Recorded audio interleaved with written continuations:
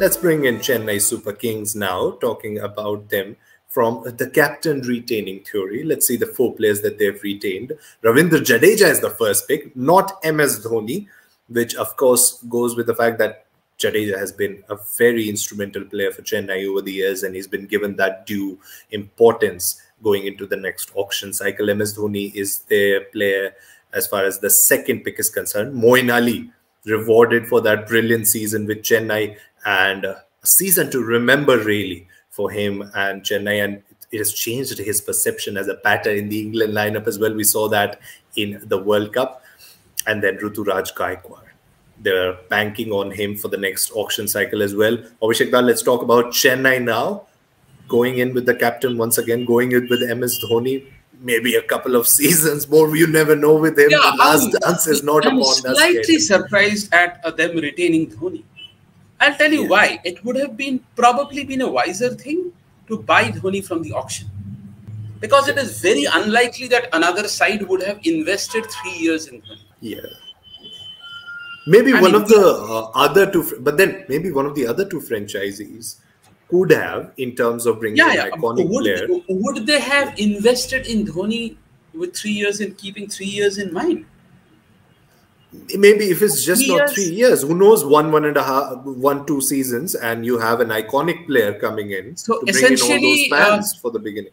So essentially, would they not have gone for some of the other released players? Or would Dhoni have been one of the 6 cricketers selected? Had they calculated this, they would probably have thought Dhoni could have been bought back from the auctions. Yeah. So, I don't know. Jadeja, of course, Jadeja was an obvious pick. Moeen Ali was an obvious pick. Ruturaj Gaikwad is a very brave pick. I won't say brave. It's a very calculated, logical pick, ahead, keeping 3 years in mind. Yeah. They've always banked on openers who sort of play the anchor role.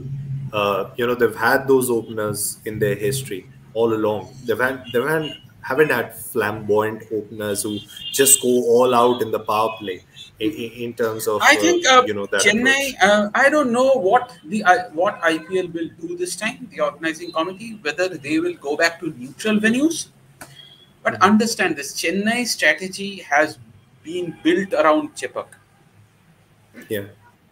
So they would want an opener who would capitalize on Chepak tracks. Yeah.